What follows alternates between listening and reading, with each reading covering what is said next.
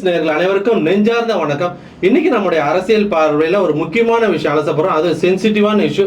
அதை பத்தி பேசுறதுக்காக மிஸ்டர் பப்ளிக் செந்திலும் மிஸ்டர் பப்ளிக் விஜயனும் வந்திருக்கிறாரு. வணக்கம். வணக்கம் சார்.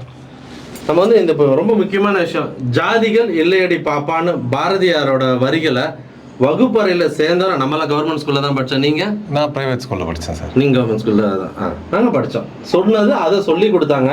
பாடத்திட்டங்கள்லையும் வந்துட்டு தீண்டாமை ஒழிப்போம், இன்னைக்கு வர்ற படங்கள்லாகட்டும் அரசியல் தலைவர்களாகட்டும் இந்த மாதிரி விஷயங்கள்லாம் சொல்லி கொடுக்குறாங்க. இப்போ நாங்கள் வச்ச டைட்டில் வந்து லவ் பண்ணலாமா வேணாமான்னு, அது திரைப்பட பாடல் மாதிரி தெரிந்தாலும் அதில் இல்லை ஒரு விஷயங்கள். ஏன்னா இந்த ஜாதிகள் ஒழிப்புக்கு வந்து முக்கிய பங்கு வகிப்பது காதல் திருமணங்கள்ன்றது ஒரு விஷயம் இருக்கு. ஆனால் இன்றைய காலகட்டங்களில் காதல் வந்து அதற்கு பலதரப்பட்ட பெயர்கள் வைக்கப்பட்டுள்ளது. இது முக்கியமாக இந்த கெவின் மீது நடத்தப்பட்ட ஒரு கொடூரமான ஒரு விஷயத்தில் அவர் கொடூரமாக கொலை செய்யப்பட்டுள்ளார். அவரோட தந்தை வந்து போலீஸ் துறையில் இருக்காங்க, அவங்க அம்மாவும் போலீஸ் இருக்காங்க, அவரோட லைஃப் முடிஞ்சு போச்சு. ஸோ அதுக்குள்ளே அவ்வளோ டெப்த்தாக போகாமல் இப்போ இந்த முக்கியமாக இந்த ஆணவ கொலைகள் இது எந்த மாதிரி தாக்கத்தை ஏற்படுத்துது சமுதாயத்துக்குள்ள, அதை பற்றி நம்ம பேச போகிறோம். செந்தில், நீங்கள் சொல்லுங்கள் சார். இந்த ஆணவ கொலை, ஆனர் கில்லிங்ன்றது பார்த்தீங்கன்னா ஒரு சமுதாயத்தில் இன்னமும் நடந்துட்டு இருக்க ஒரு கொடுமைன்னு தான் சொல்லுவேன். ஏன்னு பார்த்தீங்கன்னா இப்போ இந்த கொலை நடந்தது, இந்த கெவினோட கொலையில் பாதிக்கப்பட்டது அப்படின்னு பார்த்தீங்கன்னா கண்டிப்பாக கெவினோட ஃபேமிலிக்கு இது ஒரு இழப்பு, வந்து மாபெரும் இழப்பு. ஏன்னா அவர் ஒரு நல்லா படித்து ஒரு நல்ல கம்பெனியில் ஒர்க் பண்ணிட்டு இருக்காரு, ஐடி செக்டாரில் இருக்காரு, கிட்டத்தட்ட ஒரு 2 lakhs கிட்ட சேலரி வாங்கிட்டு இருக்காரு. ஸோ அவரோட ஃபேமிலியோட எதிர்காலன்ற போது இப்போ இந்த ஒரு கொலையால் வந்து அவங்களோட ஃபேமிலி வந்து நிறைய எதிர்பார்ப்புகளோடு இருந்திருப்பாங்க. ஸோ அது வந்து இப்போ ஒரு கேள்விக்குறியாயிடுச்சு. அவங்களோட அந்த லெவலில் இருக்கிற அந்த பீப்புள், அந்த பட்டியல் இனத்த சமுதாயத்துலேருந்து அவர் வந்து மேலே வரணுன்னும் போது அவர் முயற்சி எடுத்து வந்து அந்த கனவுகள் எல்லாமே தகர்த்தப்படுன்ற மாதிரி தான் தோணுது. நீங்கள் சொன்ன மாதிரி ஜாதிகள் இல்லையடி பாப்பான்னு பாரதியார் சொன்னது இன்னமும் மாறலையேன்னும் போது எனக்கு இது ரொம்ப ஒரு வருத்தமான ஒரு விஷயமா தான் தோணுது எனக்கு. விஜய், உங்களுடைய கருத்து?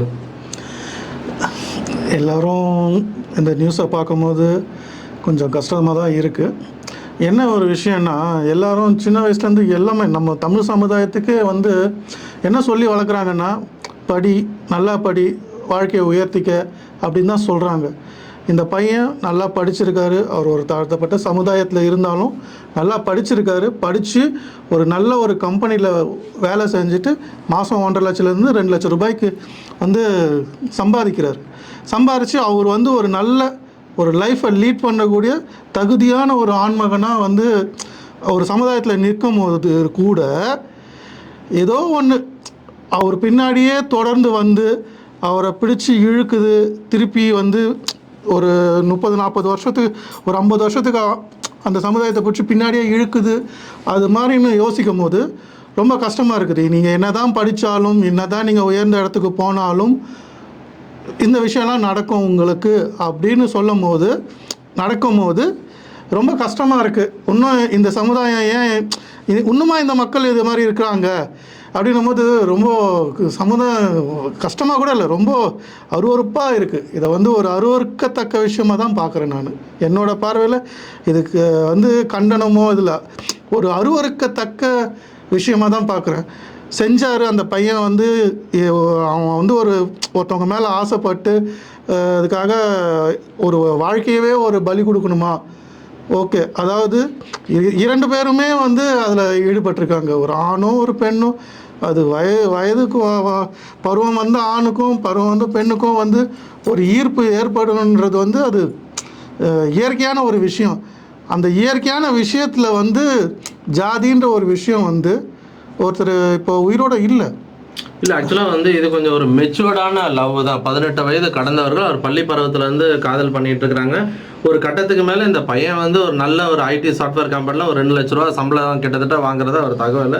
ஒரு நல்ல ஃபேமிலி. ஆனால் இது வந்து ஒரு விஷயமா இருந்து அந்த பையனுக்கு வந்து அவ்வளோ ஒரு வன்மம். தன்னுடைய தங்கை வந்து நான் ஒரே ஒரு விஷயம் எனக்கு நீண்ட நாட்களாக இல்லை, ஒரு சந்தேகம்னு இல்லை, இப்போ யார் நினைப்பாங்கன்னு சொல்லிட்டு அந்த பையன் வெறித்தனமாக ஏறுறான். சொந்தக்காரன் தப்பா பேசுவான், சொந்தக்காரன் என் பொண்ணு அந்த ஜாதியில கலந்துருச்சு, இதை கலந்துருச்சுன்னா இப்போ சொந்தக்காரனா வந்து ஜெயில உட்கார போறான். கண்டிப்பா கண்டிப்பா சொல்லுங்க. ஏன்னா இப்போ இதுல இது வந்து தன்னுடைய சுய கௌரவம்ன்ற பேர்ல வச்சுக்கிட்டு சொந்தக்காரங்க என்ன நினைப்பான், சொந்தக்காரன் என் ஃபேமிலியை பத்தி நினைப்பான், என் பொண்ணை சரியா வளர்க்கல, என் பையனை சரியா வளர்க்கல அப்படின்றதுல அவன் மனசுல ஒரு நஞ்சை புகுத்தி இப்போ நிறைய பேர் வந்துட்டு ஜாதிகள் இல்லை, நாங்கள் ஜாதிகள் பார்க்கறது இல்லை அப்படின்னு வந்து ஒரு நாள் ஸ்டேட்மெண்ட் போடுறதும், அரசியல் தலைவர்களும் தொடர்ந்து போய் அவர்களுக்கு ஆதரவு கொடுக்கறதுலையும் இதற்கு கண்டிப்பாக முற்றுப்புள்ளி பராது, இதுக்கு வந்து தனியாக சட்டம் ஏற்றணும்னு ஒரு ஸ்டேட்மெண்ட் கொடுத்துட்டு போயிடுவாங்க. ஆனால் அதெல்லாம் தீர்வு கிடையாது. இது சார் இப்போ இந்த ஒரு விஷயத்துக்கு வந்து நம்ம யாரை ப்ளேம் பண்ணணும், அதாவது ஒரு ஒரு ரூலிங் பார்ட்டியவா, இதுக்கு முன்னாடி நடந்த இதுவா, அதெல்லாமே தள்ளி வச்சுட்டு தான் இருக்கணும். இது வந்து தனி மனிதனோட புரிதல். ஒரு மனுஷன் வந்து எதுக்கு முக்கியத்துவம் கொடுக்கணும், எதுக்கு முக்கியத்துவம் கொடுக்கக்கூடாதுன்ற ஒரு புரிதல் வேணும் சார். இப்போது ஒரு தெரியாமல் ஒரு விஷயம் பண்ணிட்டவனையும் இப்போ அந்த பையனோட லைஃப் என்ன ஆகும் சொல்லுங்கள். அவர் மேலே குண்டாஸ் போட்டுட்டாங்க, அதுக்கப்புறம் அவன் லைஃபே போயிடுச்சு சார். எந்த ஒரு விஷயத்துக்காக என்னோட ஒரு இது மாதிரி அவங்களுக்கு கல்யாணம் நடந்தால் இந்த விஷயம்லாம் நடக்கும் அப்படின்றதுக்காக நீ எந்த விஷயத்துக்காக கொலை பண்ணீங்களா? அவன் போலீஸ் விசாரணையில் வந்து ரொம்ப தெளிவாக சொல்லியிருக்கான், என் ஜாதியில உனக்கு தேவைதான், நீ என்ன ஜாதி அப்படின்னு சொல்லி ஒரு ஓட விட்டு கொலை பண்ணியிருக்கான். இது வந்து கொடூரமான என்ன சொல்றதுன்னா விஷம் உடம்பு முழுக்க ஊறி இருக்கு சார். இதுல நீங்க வந்து இன்னொரு விஷயத்தையும் பார்க்கணும். ஏன்னா நான் அவரோட போட்டோஸ்லாம் நேற்று நான் நியூஸ்ல பார்த்தேன். அவர் கத்தி வச்சுட்டு அந்த A1 சுர்ஜித்ன்றவர் பார்த்தீங்கன்னா போட்டோஸ் போட்டிருந்தாங்க. அதாவது நீங்க சொன்ன மாதிரி ஜாதி பெருமையை ஆமா சார், அவரோட போட்டோஸ், அவங்களோட ஃப்ரெண்ட் சர்க்கிள்ல இருக்கிற போட்டோ இதெல்லாம் கண்டிப்பா பெற்றோர்களுக்கும் தெரியும். ஏன்னா அவரோட போட்டோஸ்லாம் பார்க்கும்போது பெற்றோர்களும் இதை வந்து கண்டிக்கணும் சார். சின்ன வயசுலேருந்தே பெற்றோர்களுக்கும் ஒரு பொறுப்பை எடுத்துக்கணும். அவங்களும் வந்து பசங்க யார் கூட இருக்காங்க, எந்த மாதிரியான டாபிக்ஸ் பேசுகிறாங்க, அதை என்கரேஜ் பண்ணக்கூடாது. ஒரு தப்பான விஷயத்த வந்து என்கரேஜ் பண்ணாங்கன்னா பசங்க கண்டிப்பாக இந்த மாதிரியான விஷயங்கள் தான் போயிட்டு லேண்ட் ஆவாங்க. இப்போ அந்த A1 சுர்ஜித்ன்றவரோட லைஃபே போச்சு. எனக்கு தெரிஞ்ச ஒரு குண்டா சட்டத்தில் போட்டு எல்லா விஷயத்துலையும் நீங்கள் வந்து பசங்களுக்கு நல்ல விஷயங்களை சொல்லி கொடுக்குற மாதிரி ஃபேமிலி வேல்யூஸ் கண்டிப்பாக சொல்லலாம். நம்ம தாத்தா இந்த மாதிரி இருந்திருக்காங்க, இவங்க படித்து இந்த பொசிஷனில் இருக்காங்க, இது இருக்காங்கன்னு சொல்லும் போது இந்த ஜாதிகள் பற்றின பேச்சு இப்போ மெட்ரோ சிட்டியில் அந்த அளவுக்கு இல்லை. மெட்ரோ சிட்டிஸில் உடனே இதுக்கு கீழே கமெண்ட்டில் போடுவாங்க, நீ வந்து பார்த்தியான்னு கேட்பாங்க. ஓகேவா? அதே மாதிரி கிராமப்புறங்கள்ல இருக்கு, சிட்டியில இல்ல, சிட்டியில இருக்கு, கிராமப்புறங்கள்ல இல்ல அப்படின்னு ஒரு அன்றைய நியூஸுக்கு பிரேக்கிங் நியூஸுக்காக கொடுத்துட்டு போயிடுற விஷயம் கிடையாது. இது இங்க முக்கியமா இன்னொரு விஷயம் கேட்கணும். இந்த சோஷியல் மீடியால போடுற கமெண்ட்ஸை வந்து பாத்தீங்கன்னா எதையுமே நம்ம ஜட்ஜ்மெண்ட் பண்ண முடியாது. அது வெதர் இட்ஸ் பொலிட்டிக்கல் பார்ட்டினாலும் சரி, எந்த விஷயம்னாலும் சரி, நெகட்டிவா பாசிட்டிவா மாத்துறது, பாசிட்டிவா நெகட்டிவா மாத்துறது. நீங்கள் இப்போது சமீப காலண்டில் எப்போவுமே ஒரு திரைப்படங்கள் எல்லாம் பார்த்தீங்க வச்சுக்கோங்களேன், ஒரு ஹீரோயிசத்தை காட்டுறதுக்கு வந்து அவங்க எடுக்கிற ஆயுதம் வந்து எல்லா ஹீரோகிட்டையுமே ஒரு கத்தி இருக்கும். அதாவது நான் கொலை பண்ணுறது தப்பு இல்லைன்ற மாதிரி ஒரு வயலன்ஸ் பண்ணால் தப்பு இல்லை அப்படின்ற மாதிரி தான் எல்லா படத்துலையும் காட்டுறாங்க. பாருங்களேன், நீங்கள் நல்லது பண்ணுற ஒரு ஹீரோ கிடையாது. அதாவது நல்லா பார்த்தீங்கன்னா அவருக்கு ஒரு ஹீரோ வந்து போகிற போக்கில் ஒரு 50 பேர் 100 பேரை வந்து அவர் பாட்டுன்னு வெட்டி சாய்ச்சிட்டு போயிட்டே பண்ணிகிட்டே போயிட்டு இருப்பாரு. பட் ஆனால் அவரை வந்து போலீஸ் பிடிக்காது. ஸோ இதுதான் வந்து எல்லா தமிழ் படங்கள்லையுமே காட்டுறாங்க. ஸோ அப்படி இருக்கும்போது இதுவும் ஒரு ரீசன் தான் நான் சொல்கிறேன். நான் இதை பார்த்து தான் அவங்க வந்து திரைப்படத்தை தாக்கம். நான் போயிட்டு நான் வெட்டினேன்னா என்னை யாருமே கேட்க மாட்டாங்க, என்னை குளோரிஃபை பண்ணுவாங்கன்ற. அதே மாதிரி ஜாதி ரீதியான மோதல்களுக்கும் சில விஷயங்கள் இப்போ வந்து திரைப்படங்கள் ஒரு காரணமாக இருந்தாலும் சோஷியல் மீடியாவோட பங்கு இன்னைக்கு வேற மாதிரி இருக்கு. இப்போ சொன்ன மாதிரி கத்தி வச்சுட்டு சுத்துறாங்க, நான் யார் தெரியுமா, அந்த கத்தியை பின்னால இருந்து எடுக்கிறது, பைக்கை முன்னால விட்டு கத்தியை உள்ள விடுறது, இந்த மாதிரி விஷயங்களை. ஆனா திரைப்படங்களும் அந்தந்த ஜாதி பெருமைகளை வந்து அப்படியே மெயின்டைன் பண்றதுல தெளிவா இருக்காங்க சார். எல்லாருமே நீங்க தமிழ்நாட்டை பார்த்தீங்க வச்சுக்கோங்களேன், எல்லா ஜாதிகளும் இருக்கு சார். பரவாயில்ல, எல்லா ஜாதிகளுமே இருக்குது. ஒரு ஜாதியை விட்டுட்டு இன்னொரு ஜாதி, ஒருத்தவங்களை தவிர்த்துட்டு இன்னொருத்தவங்க தமிழ்நாடு, ஒரே கம்யூனிட்டி எந்த தமிழ்நாடு ஃபுல்லாகவே கிடையாது சார். எல்லாருமே ஒரு பங்களிப்பு கொடுத்துருக்காங்க இந்த சமுதாயம். என்னுடைய ஒரே கேள்வி, இதற்கு தீர்வு எப்படி இருக்குன்னு ஆஸ் அ பப்ளிக்கா நீங்க நினைக்கிறீங்க? இப்போ வந்து எல்லாருமே வந்து உடனே சோஷியல் மீடியாவில் வந்து இதற்கு தனியா சட்டம் கொண்டு வரணுன்றாங்க, இதற்கு தனியாக இல்லை பல விஷயங்கள் கொண்டு வரணும், ஆளாளுக்கு இன்றைய காலகட்டத்திற்கு இந்த செய்தி இன்னும் பரபரப்பாக ஆக்கப்படணும். உடனே வந்து அரசியல் தலைவர்கள் அவர் வீட்டுக்கு போய் ஆறுதல் சொல்றதும், இந்த விஷயங்கள் எல்லாம் கடந்து கெவின் விஷயத்தை விட்டுருங்க.